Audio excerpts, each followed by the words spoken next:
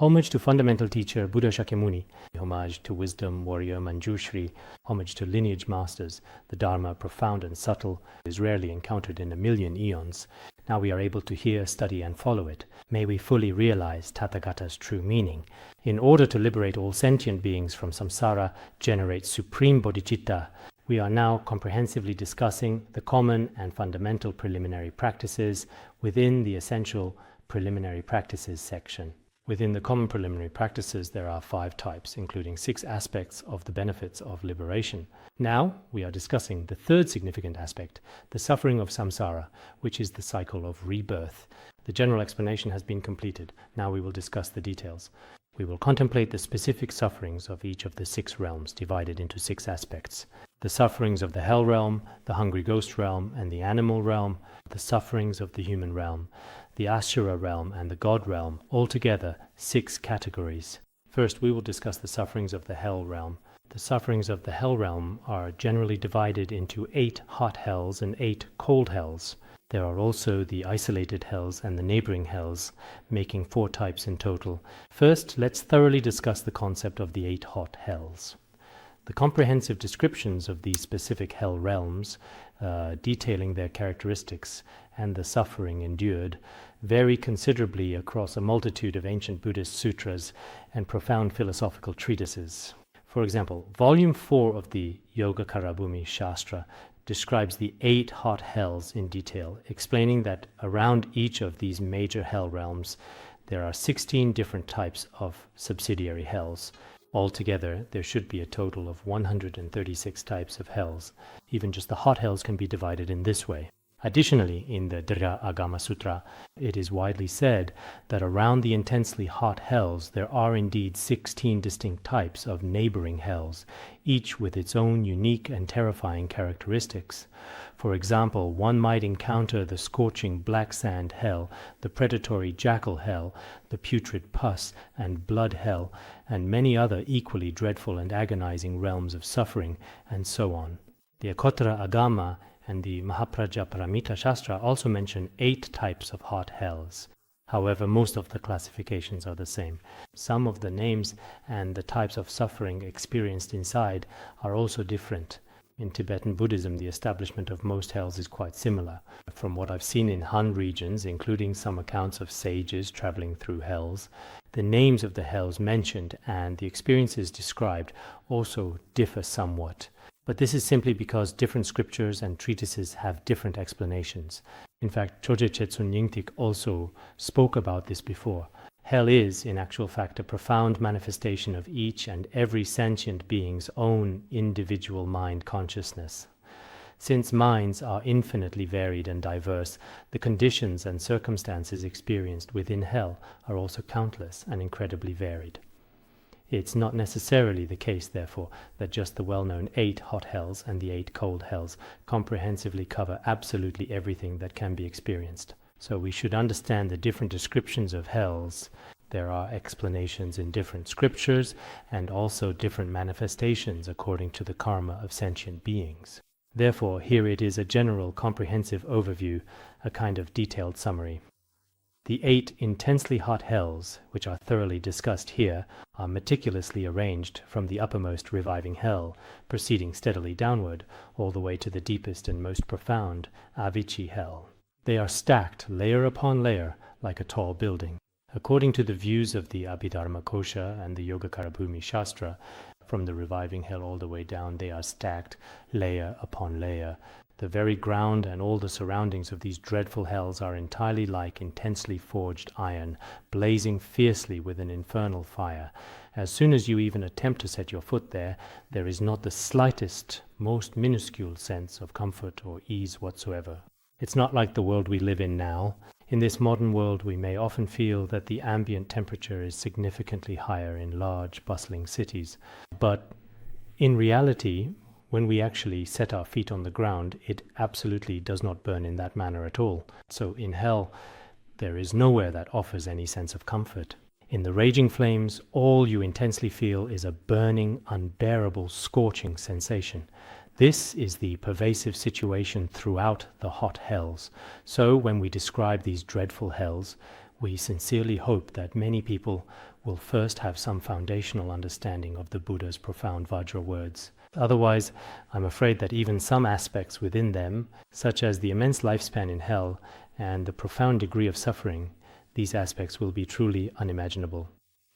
We might very well wonder, could it really be like this? Ordinary people, because they haven't seen it with their own eyes. We often have all kinds of doubts about things we haven't personally experienced or felt. So at times like this, we should rely on the authority of the teachings. The words described by Buddha Shakyamuni and the great accomplished masters should be absolutely true and reliable. Even though our own understanding is not yet mature, and we haven't personally gone to hell to experience what it's like. These are things we can't recall right now. But in reality, there is no doubt about the meaning of the sutras and shastras. We must have a sense of trust and confidence. This is very important. As I previously mentioned before, for example, a young kindergarten student in the entire world. When the teacher carefully tells them all about the various difficult situations and profound sufferings that exist within the prison, it's very difficult for the child at that age to comprehend with their level of understanding. Because they lack life experience and have no such social exposure, they might think that breaking the law wouldn't result in a death sentence or life imprisonment. Moreover, the prison for life sentences is extremely filthy and full of suffering. Some time ago there was a person who said he had broken the law in the past and was then subsequently sent to prison. He actually went to a correctional facility, a jail. When he eventually entered the prison, it was an especially foul-smelling and truly unpleasant place inside.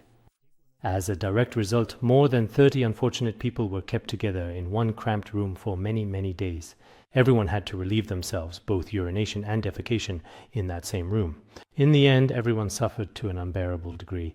For 3 or 4 days, they had nothing to eat or drink. There was nothing at all. After 3 or 4 days, they were taken out one by one and beaten severely, but the beatings actually felt almost pleasant because it was so stifling inside. There was a tiny crack in the door, but it was extremely small. Many people crowded around the crack just to catch a bit of light and look outside. When they looked out, it was just like the beings in hell. The people inside, especially the able-bodied young men, started fighting each other, all wanting to claim that spot. They began to brawl inside, and the fights were intense. So situations like this, and also some time ago, there was a man in his 70s who, back in the 1950s, endured the torment and suffering of prison, and he told me about it at length. I think these situations, if you told them to an elementary school student or a kindergartner, they would think you were telling a myth that such things couldn't possibly happen. But when they grow up, if they ever break the law or eventually end up in prison, only then will they understand. Oh, back when I was in school, my teacher told me about this, and it turns out to be exactly the same. They'll feel it firsthand. In the same way right now, because our ordinary minds are especially narrow, that's why we rely on the Buddhist scriptures and the teachings of great masters and eminent monks to explain the various sufferings of hell. Because in our minds, we really have no way to comprehend, for example, how many years of suffering each hell entails. When we hear about it, it seems almost like an astronomical figure, completely unimaginable. But in reality, such situations truly do exist. Therefore, through our contemplation of the sufferings of samsara this time, we really need to develop a sense of fear toward hell. From now on, no matter what, I must not commit negative actions. If I do, I will fall into hell. And falling into hell is a truly terrifying thing. This kind of feeling must arise within us. Otherwise, most people nowadays only practice for the sake of physical health, for wealth, for promotion. This is their purpose in studying Buddhism. They fundamentally, even for lifetimes upon lifetimes, especially those who study the Dharma out of fear of falling into hell, such people are very rare. People may say so verbally, anyone could, especially Buddhists. They don't dare deny the existence of hell, but are they truly afraid of hell in their hearts? In the past, many seasoned practitioners, eminent monks and great masters were especially afraid of whether they might fall into hell. Day and night they would contemplate this themselves. Many of our elder Dharma friends might remember this. Even the Choje Chetsun Nyingtik has spoken about this. Sometimes at night when he thought of hell, he was so afraid he might fall into it that he couldn't even sleep. But for many of us, that's not the case. We might lose sleep over our houses or all sorts of trivial matters, and that does happen sometimes. But worrying, fearing, or feeling heartbroken about whether we might fall into the lower realms, that kind of situation is very rare. This clearly shows that for many ordinary people nowadays, their belief in karma is mostly just lip service. There is no truly unwavering conviction, so we should definitely put more effort into this significant area. Point. Next, I'll talk about the first one, the reviving hell. Countless hell beings, driven by the force of their karma, they gather all at once upon the intensely burning iron ground, much like a truly violent and destructive storm. They are then forcefully thrown into the very midst of the blazing fiery embers. It's an absolutely terrifying and dreadful sight to behold. They all create karma through anger, which leads them to experience such suffering. Some individuals find themselves tragically drawn together by the profound and agonizing pain that is relentlessly caused by their intense and unyielding anger. Simultaneously, countless formidable and relentless hell wardens and their menacing guards are actively herding, coercing, and forcibly gathering innumerable and diverse hell beings, compelling them all to congregate together in vast, unwilling assemblies. They are beaten and killed, forced to assemble in one place. No matter what happens, what is the corresponding result for the hell beings gathered here in terms of their shared karma? All beings see each other as mortal enemies, and they rise up in anger, fiercely fighting one another. In their hands they wield weapons conjured by their karma, unimaginable weapons. They fight to the death, which is truly terrifying. When we see these hell beings, it is all due to the karma from their past lives. Especially in our present life, there are often words of hatred between Dharma friends or between people in general. When you arrive in hell and see this, it's as if someone has killed their own father. They become extremely enraged. Hell beings don't need any real weapons from elsewhere. It's not like the weapons come from some factory or are transported by some truck. It's not like some armies nowadays where you need a special vehicle to transport weapons or special places to manufacture them. None of that is needed. At that time, just as it is described in the way of the bodhisattva, all the weapons and blades appear the moment they arise in the mind. Then, using these weapons, they begin to slaughter each other. In the end, they all perish. All the beings in hell fight and kill each other, and as a result, they all die. If death could truly put a definitive end to it all, that would certainly be one thing, but in reality that's not the case. A clear and resonant voice naturally resounds in the surrounding air, distinctly saying, "May you come back to life." Immediately, with an astonishing and miraculous swiftness, all the beings who had just tragically died come back to life again, their existence renewed. And as before, they start fighting endlessly once more. In this way, they die and are revived over and over in endless cycles, experiencing extreme suffering. This is the suffering of hell beings, especially those in the reviving hell. Some scriptures say that in a single day they are revived 10,000 times. After dying again, they are revived once more. Compared to that, our human world is still relatively bearable. If someone is suffering greatly, once they die, all their pain temporarily disappears. That's why many people are willing to commit suicide. Many people want to put an end to their suffering once and for all. They have such thoughts. But for hell beings, when their karma manifests, especially those in the reviving hell, the same kind of suffering begins to appear again. Now let's look at the lifespan of beings in the reviving hell. Everyone should be clear, what kind of karmic result is this? Generally speaking, it most commonly comes from breaking sacred precepts or intentionally killing sentient beings, and so on. According to the ancient and revered Pratimoksha Sutra, even relatively minor precepts, such as those concerning monastic discipline, are considered significant. If you don't sincerely repent, will eventually lead you to fall into the reviving hell. As for the lifespan in the reviving hell, 50 years in the human world equals 1 day in the realm of the 4 heavenly kings. A year for the 4 heavenly kings is the same length as a year in the human world. 30 days make a month and 12 months make a year. 500 years in the realm of the 4 heavenly kings is actually just 1 day in the reviving hell, calculating it this way. In the reviving hell, 30 days make a month and 12 months make a year. Continuing this calculation, the natural lifespan in the reviving hell is 500 years. If you were to convert that into human years, it is indeed an absolutely enormous amount of time. Previously, when we discussed the Great Perfection, the Great Chariot commentary on resting the mind in its true nature, The lifespan of each hell has also already been calculated using current arithmetic. You can refer to it when it's convenient for you, because in the Great Chariot Commentary, after each hell, it cites the Sutra of Mindfulness of the True Dharma. As for the reviving hell, it details exactly how many hundreds of millions of human years it lasts. It's not just 10,000 years, but hundreds of trillions of years. It's all like this. 100, 200, or even thousands or tens of thousands of human years are simply incomparable. But this is very hard for us to accept. Why is it like this? Could it really be this way? Is it possible? But we also can't just not believe it. If we don't believe, then, as Karma Chakme said, it's even more serious than committing the gravest of sins. The merit of doing virtuous deeds and the consequences of committing evil deeds, the suffering of hell and its lifespan, if after hearing about them, you think they're not real, just something people say, if you give rise to such wrong views, this kind of sin far exceeds even the gravest of sins.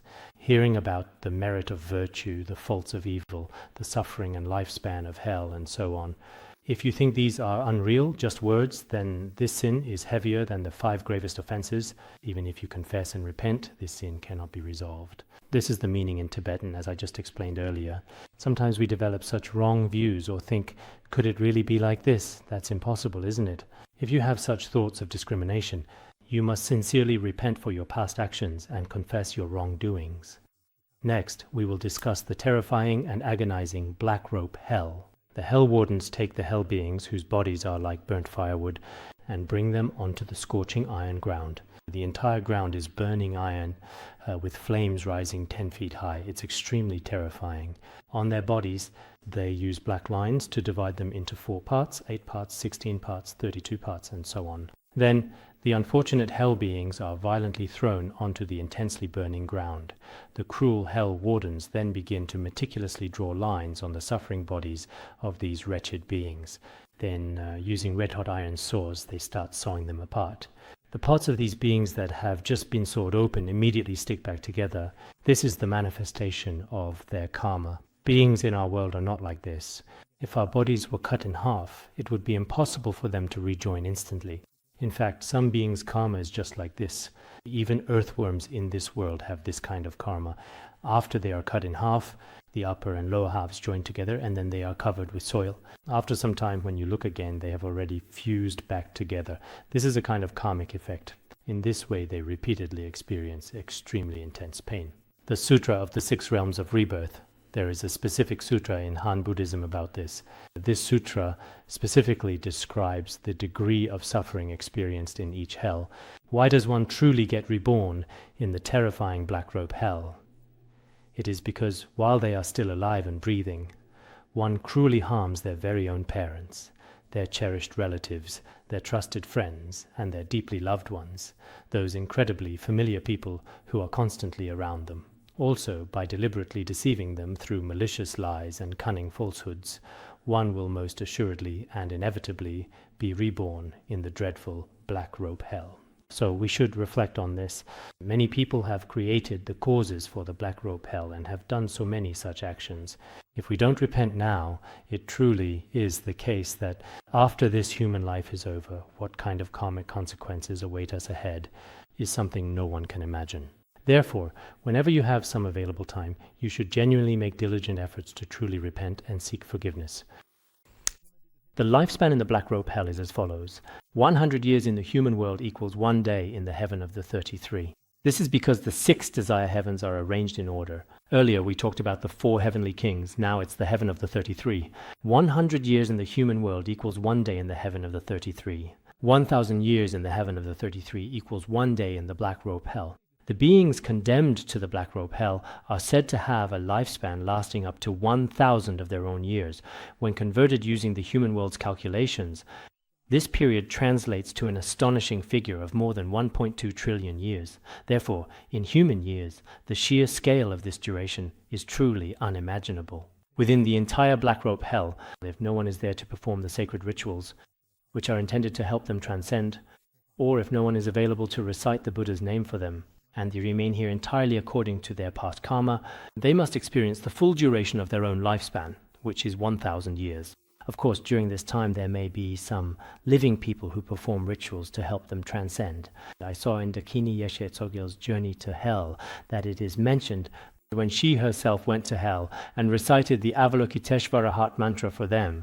Many sentient beings had their suffering alleviated to some extent. Some temporarily left hell, and some were directly reborn in Sukhavati. She also saw that some living people performed rituals to help the deceased transcend.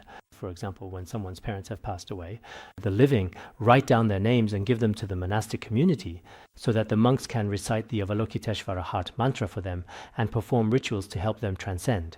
In this way, even though the deceased was originally suffering in hell, later, because the living performed rituals to help them transcend, their negative karma was reduced, and they were either directly reborn in a pure land, gained a precious human life, or experienced various other outcomes. In this journey to hell, many situations are described.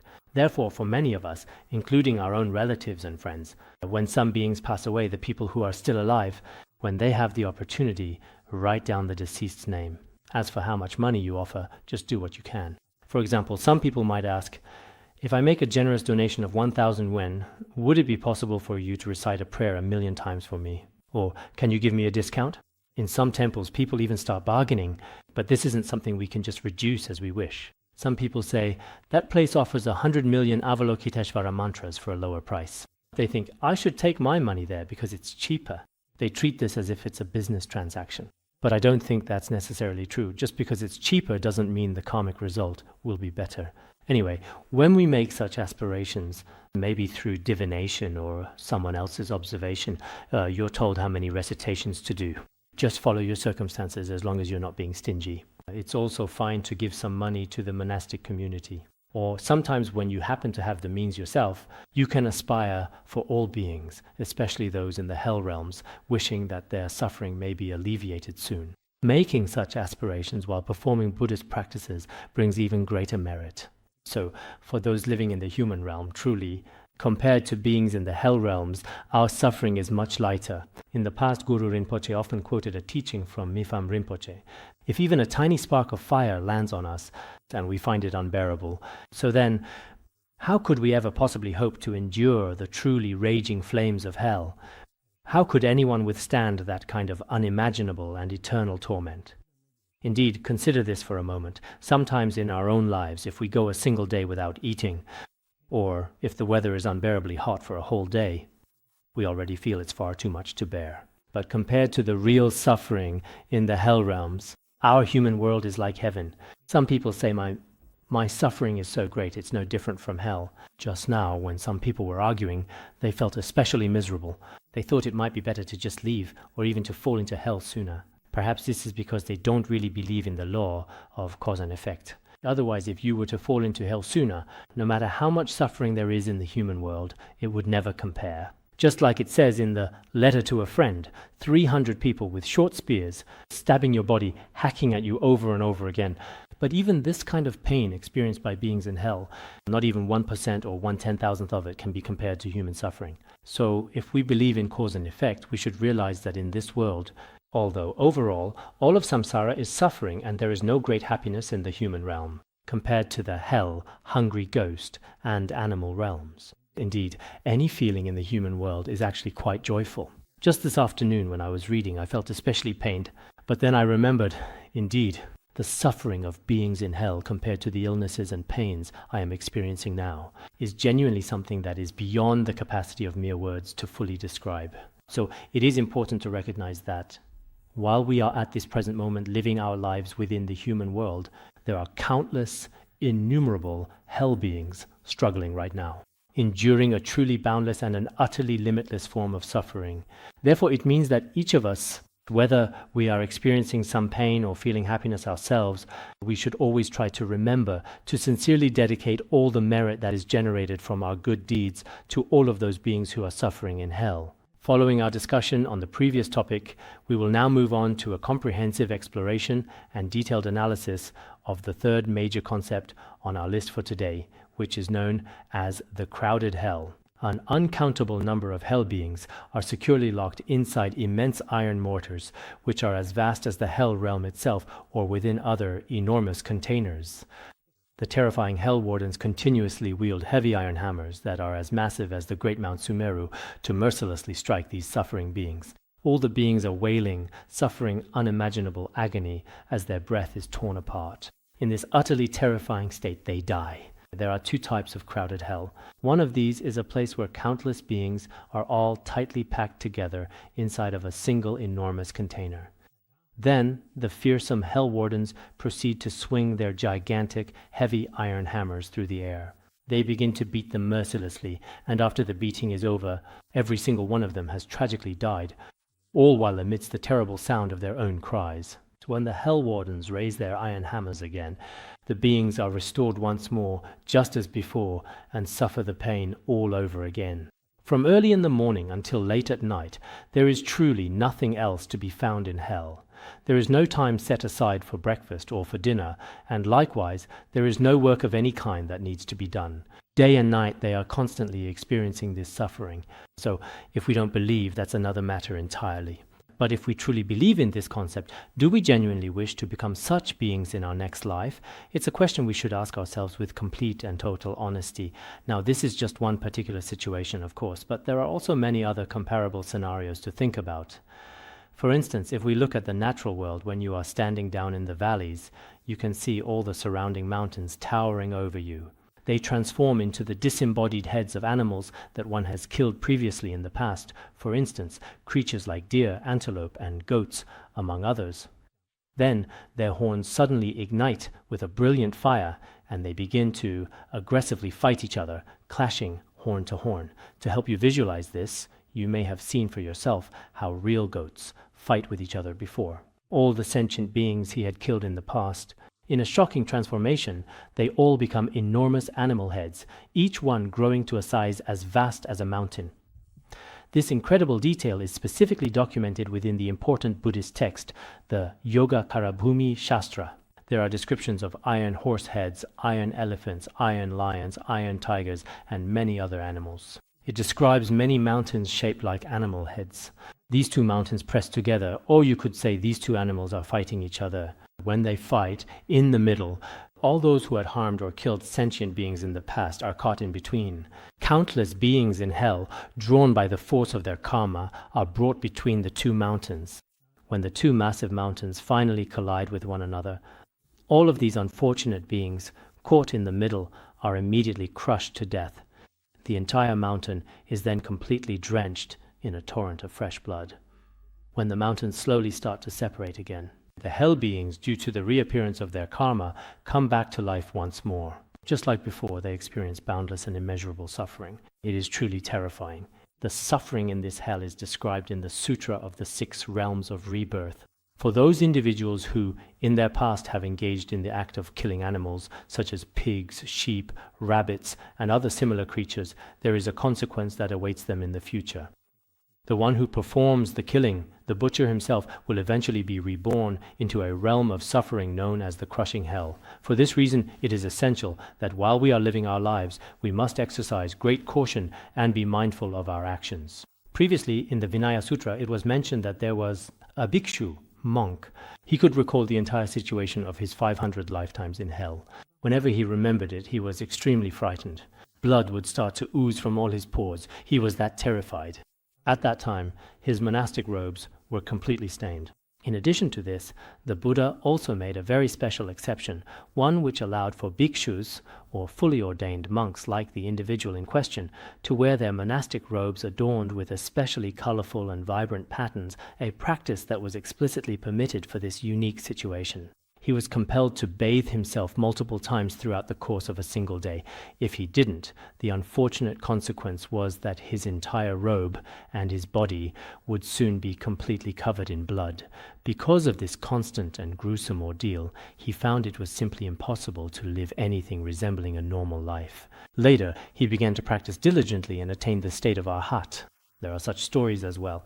If we ordinary people could truly recall the suffering we once experienced in hell, or if we had supernatural powers and could actually see some of the situations in hell, then it would be impossible for us to live so carelessly every day, let alone deliberately. Commit evil deeds like killing, even knowing full well the consequences. We absolutely wouldn't dare to do that. But because we are too blind, too deluded, we don't know about past and future lives, and we don't believe in the law of karma in this regard. This is especially true for many young people nowadays. I think that in places like Tibet and Bhutan, some people who have grown up with Buddhist education from a young age might be a bit better off. From a young age, they feel that good deeds bring good results and bad deeds bring bad results. But if we grow up in other environments, such as atheistic or other non-religious educational backgrounds, then it's easy to develop wrong views and not really believe in these things. Some may even think these are just myths, legends, or fabrications and develop such wrong views. When we develop these wrong views, we should reflect on ourselves. What is there to trust about my own discriminating thoughts? The truly genuine words in this world, the absolute truth, have already been told to us by the Buddha. Countless great masters and accomplished teachers have already thoroughly examined these matters. So, for someone like me who is full of discriminating thoughts, whose perspective is covered by ignorance and foolishness as an ordinary being, what is really worth relying on? I should engage in self-criticism and self-reflection. As for the lifespan in hell, 200 years in the human realm is just one day in the heaven of Yama. The heaven of Yama is the heaven free from strife, because after passing the heaven of the 33, there is no more fighting. Hence it is called the heaven free from strife. 2,000 years in the heaven of Yama is equivalent to one day in the assembled hell. The beings reborn into the realm, known as the assembled hell, experience continuous and profound suffering. This torment lasts for 2,000 years, according to the time scale of that specific hell. When we convert that duration into human years, the calculation results in an astronomical figure, over 1,030 trillion years. This is a span of time so vast it is practically impossible for the human mind to truly comprehend. Next, we will move on to discuss the fourth realm, which is called the screaming hell. The beings in this hell have their bodies trapped inside a doorless, blazing iron chamber. Their bodies are already sunk within, with no doors, and flames rising all around inside. Within the confines of such a dreadful, searingly hot iron chamber, they are made to endure the most intense and excruciating torment. When they desperately long for liberation, but find it is utterly impossible to escape, it is then that they themselves come to the crushing realization that there is simply and truly no way out. So they cannot help but cry out in agony, overwhelmed by suffering. As it is said in the Buddhist scriptures, the karmic result of unwholesome bodily actions and frequently speaking divisive words. In the Sutra of the Six Realms of Rebirth, it is explained, often between people or between Dharma friends, there are those who sow discord face to face, and others who secretly undermine relationships behind people's backs, causing many relationships to break down. This is actually very easy to commit, so we must repent. If we do not repent, indeed, sometimes it seems that whenever we talk about the suffering of such hells, most people feel hopeless, as if they've accumulated too much negative karma. So why don't we repent? We really should repent. It's truly frightening not to repent before death, so it's definitely worth repenting. Now, as for the lifespan in this hell, it is like this. 400 years in the human realm is equivalent to one day in the heaven of Tushita. 4,000 years in the heaven of Tushita is equal to one day in the screaming hell. And the beings in the screaming hell have a lifespan of 4,000 years. It's truly terrifying. You should really think about this. All right, then, moving right along. Let's now turn our attention and talk about the place known as the Great Screaming Hell. The Yama Hell Wardens wield all sorts of terrifying weapons that make your hair stand on end. The Wardens drive countless hell beings into a vast blazing iron chamber, which is then sealed shut by a set of heavy double iron doors. This detail is a notable difference from what was shown before, as the previous chamber did not feature this double door system, implying a greater need for security. This brings to mind a comparison with the prisons in our world today, which can be conceptually similar. Indeed, the prisons designed for the most serious offenders are often constructed to be even more intimidating and frightening. Then they are struck with iron hammers and other tools. These beings also have such thoughts in their hearts. Both the inner and outer doors are cast from solid molten iron, making them incredibly tough. So even if they manage to escape the inner door, they still cannot get past the final outer door. And so they scream and cry out in terrible agony, completely and utterly tormented. That's why this place is called hell, mainly because it's a hell of wailing and crying. If my memory serves me correctly, I recall there was a distinguished group of scientists whose specific area of expertise was the complex field of geological exploration.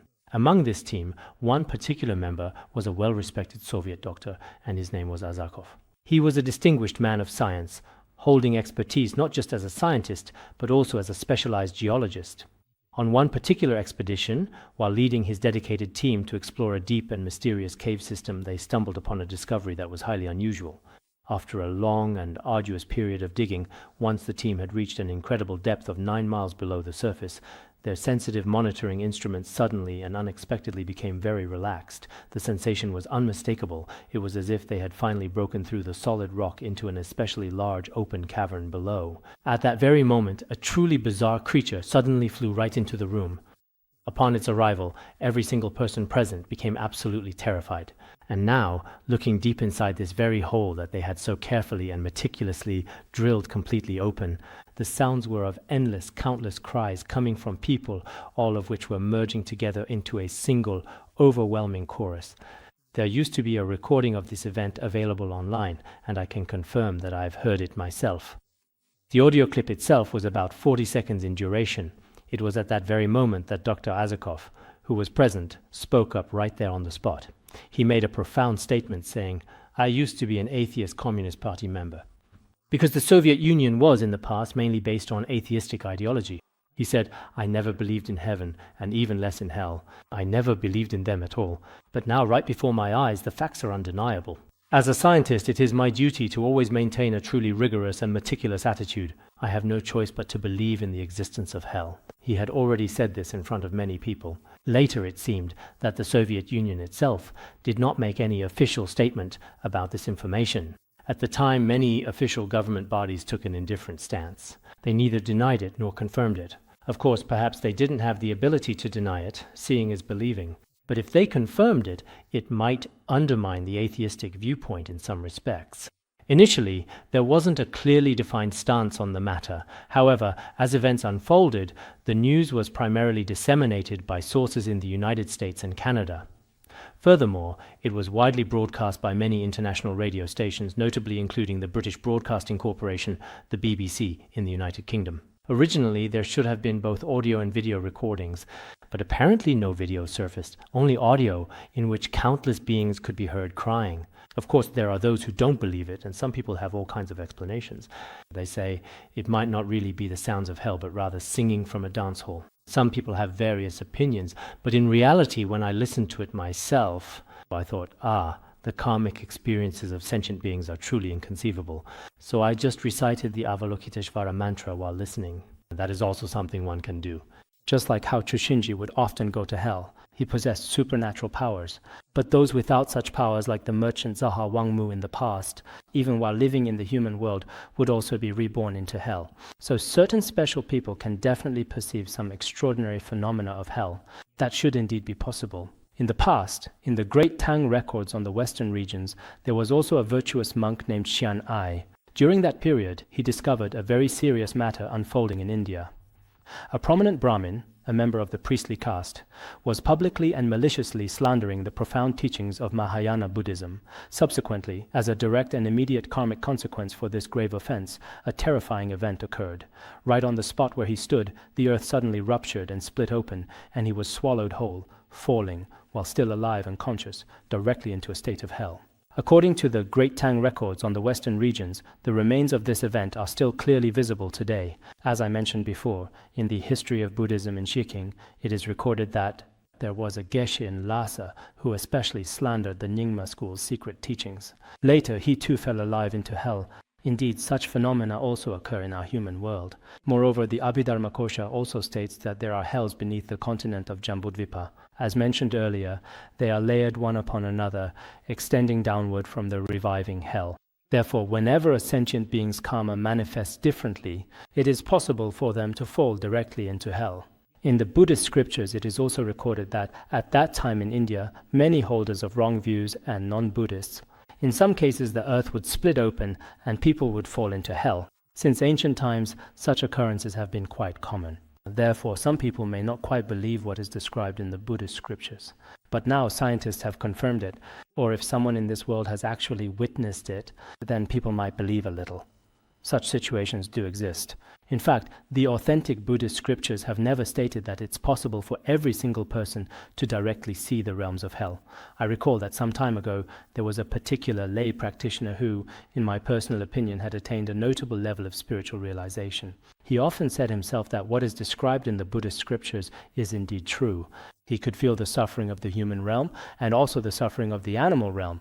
Although we cannot see the hungry ghost and hell realms, they do indeed exist. This is what the Buddha said. Look, all the descriptions in our human world are completely accurate. For example, the suffering of birth, aging, sickness, and death in the human world. All of it is described so accurately. Nowadays, many scientists and medical experts' descriptions of our suffering from birth, aging, sickness, and death are not actually that precise. There was once a great master who, during his teaching, said that in the scientific community today, they simply cannot analyze what is valid and what is invalid knowledge. He also said that within our consciousness, there are all kinds of greed, anger, and many other categories, and scientists have yet to truly study these. This is indeed the case. Our suffering is described so well in the Buddhist scriptures. The suffering in hell is described just as thoroughly. Therefore, I think that first of all, many people hold these wrong views. These wrong views must be overturned, and once they are, you will realize that hell is indeed an extremely terrifying state of existence. Therefore, the negative karma I have created in the past must be confessed and purified within this brief human life. In the remaining years of my life, for as long as I live, I must truly become a genuine practitioner. Many Dharma friends have also been making aspirations recently, and I think this is very necessary. When we hear a teaching or receive a Dharma teaching, we must change our own destiny. Otherwise, as ordinary people, we definitely have created negative karma in the past.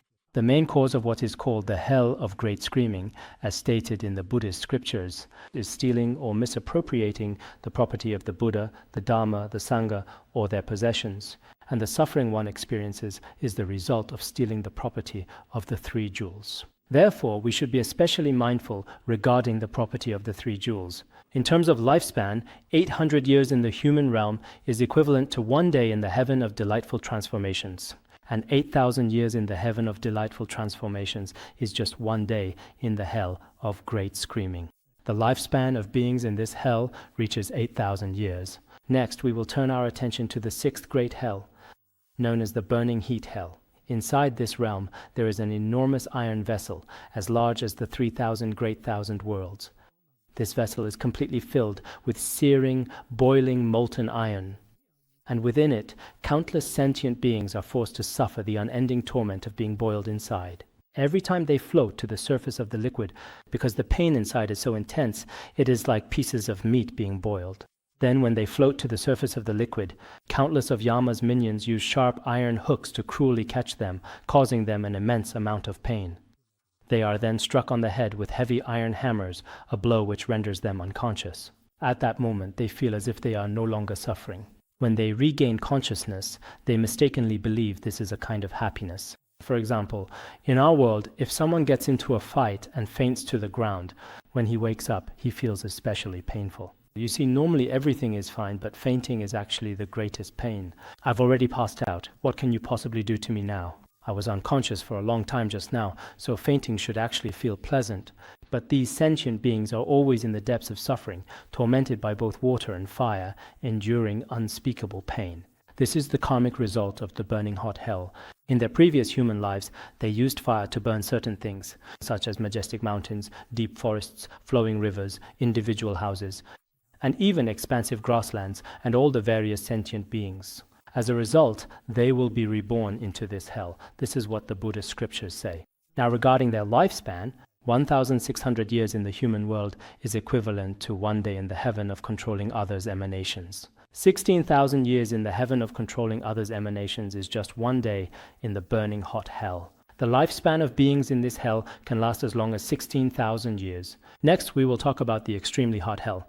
In an iron chamber engulfed in raging flames, the minions of Yama use blazing three-pronged iron spears to stab into the feet and anus of the beings in hell, and the spears pierce straight through their shoulders and heads, passing through their entire bodies. I've noticed that in the Han regions, depictions and illustrations of hell often have these descriptions and portrayals. In this place they wrap and bind their bodies with immense scorching sheets of burning iron. As a result, these sentient beings are made to suffer a continuous and truly extreme level of agonizing pain, an unending torment. This domain of suffering is known as the extremely hot hell. As for the karmic result they receive, it mainly comes from having baselessly slandered monks and others in the past, deliberately without any grounds, slandering them out of dissatisfaction or for various other reasons. As a result of this karma, they are reborn in the extremely hot hell. The lifespan of beings in this hell is as long as half a medium kalpa. Those who have studied the Abhidharmakosha all know this. The length of half a medium kalpa is so great that it cannot be measured in human years. Here, in this realm, time is especially and profoundly long. Therefore, the years of the human world cannot be used as a proper measure at all. The eighth and final of these is what is known as the Avicii hell. It is surrounded by 16 neighboring hells, encircled within an iron house ablaze with fire. The Yama's wardens place countless hell beings here, piling them up like mountains. Because the entire Avicii hell is made of iron ground, on the vast iron ground there are countless beings, piled up indiscriminately, much like stacks of ordinary firewood, piled up like mountains, as if they were charcoal in the midst of burning iron blocks. With the powerful force of great bellows, which have been fashioned from the skins of leopards and also tigers, the bodies of all sentient beings and the roaring flames are made to become one single entity. It is written here that an innumerable quantity of these sentient beings are piled up together deep inside. Through the manifestation of their karma, the burning begins. During the process of burning, special bellows, which are crafted from the skins of leopards and tigers, are the tools that are employed. These particular bellows have been mentioned before. Specifically, in the historical context of ancient Tibet, the people there commonly used these instruments for the purpose of making fire. Now, I am not entirely certain whether they are mentioned within the sacred scriptures, but it is quite possible that the great teacher Patrul Rinpoche drew upon this common Tibetan method of making fire as an analogy to describe hell.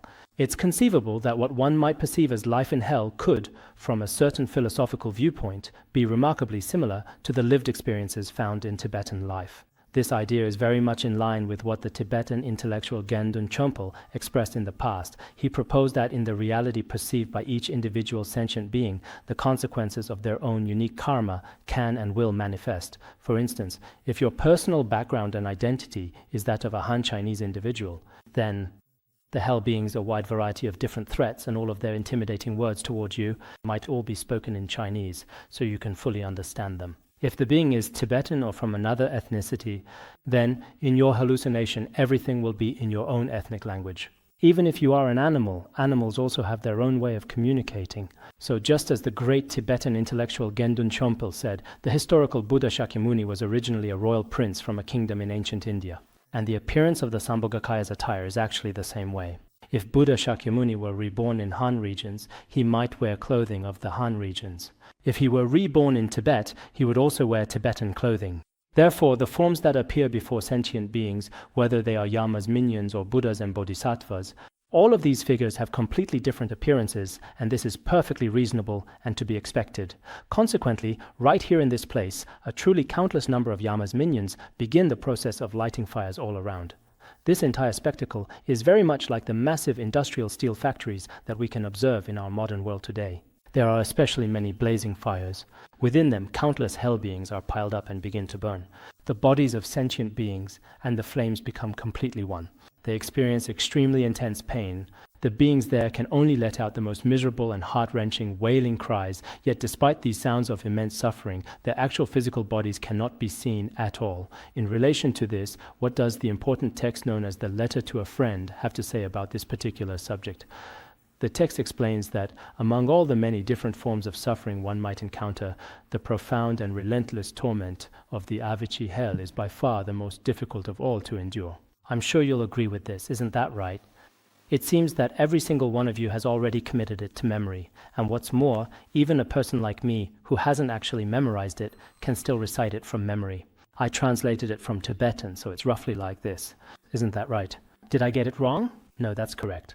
When you really stop to look at them, it's impressive, isn't it? It really is. They constantly give rise to this deep and persistent thought, the feeling of wanting to be liberated from this entire situation.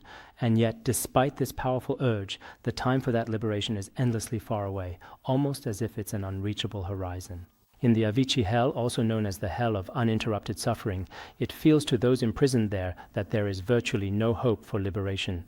Yet, on rare occasions, they are deceived into thinking a door has opened just a crack, prompting them to make a desperate attempt to escape their torment. But then they are subjected to a relentless and brutal beating at the hands of the demonic wardens. They are mercilessly struck with cruel weapons like heavy iron crossbows, massive spike-laden clubs, and formidable war hammers that crush bone. Furthermore, their mouths are forcibly pried open and filled not only with boiling molten iron, but also with scalding molten copper.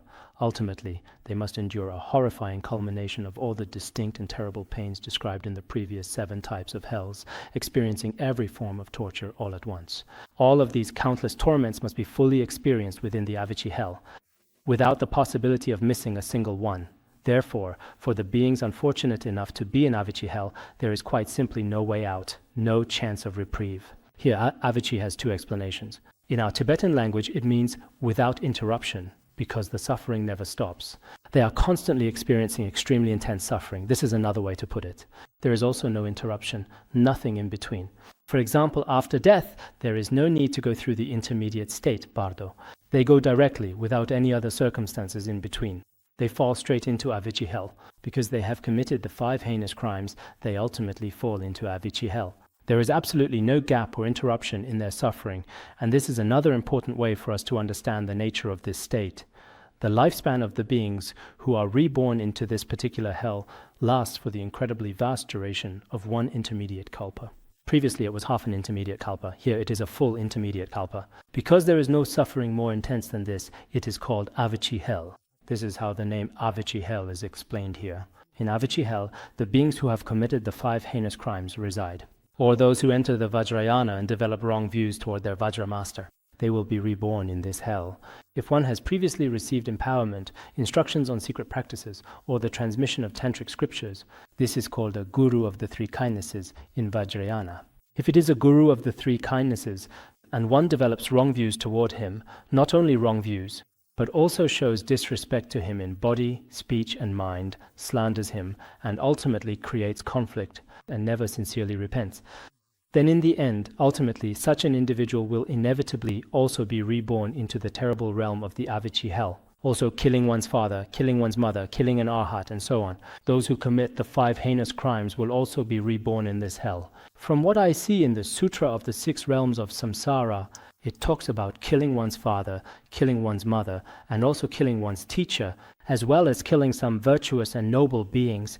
These virtuous and noble beings could be gurus or acharyas. As a result of their actions, these people will inevitably be reborn into the lowest realm of hell, the place known as the Avicii hell. Some treatises also state that violating the fundamental vows of Vajrayana, or creating discord among Vajra brothers and sisters, if not repented, is also extremely serious and is basically similar to the heinous crimes. Therefore, in this very life, it may not be common for someone to actually kill their parents or an arhat, but some people have already entered the Vajrayana path.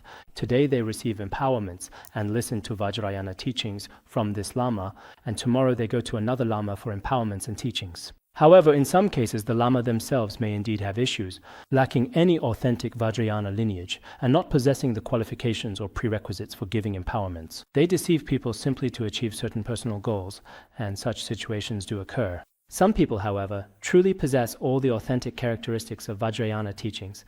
It's just that in front of sentient beings, perhaps you are not shown such respect.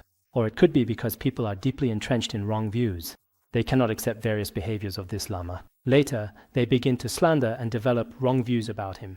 Not only do they themselves develop wrong views, but through their words and propaganda, they also cause many others to develop wrong views about this Lama. As a result, if they do not sincerely repent, they too will fall into the Avicii hell. So it's actually very easy for us to create negative karma.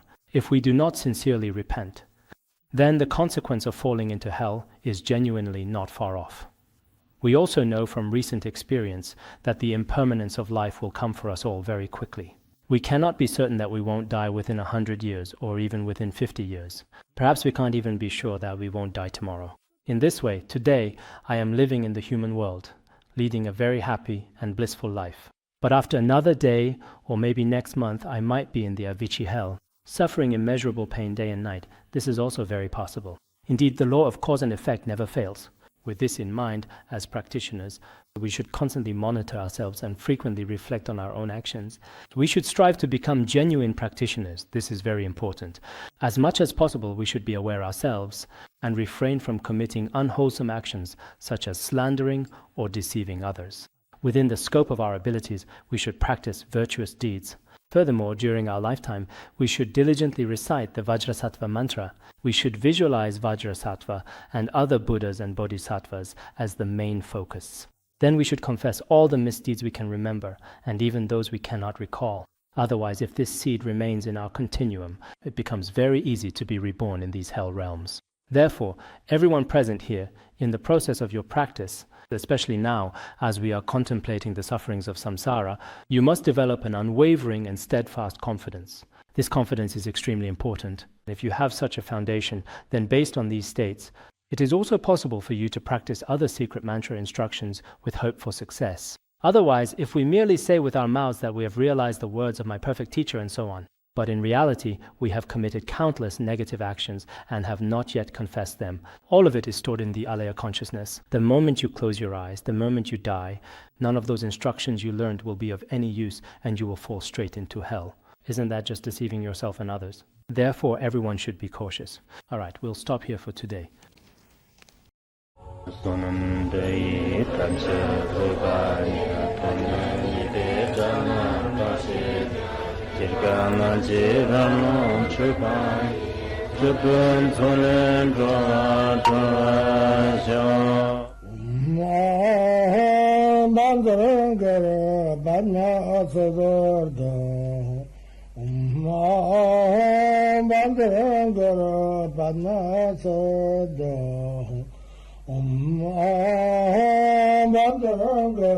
Dharma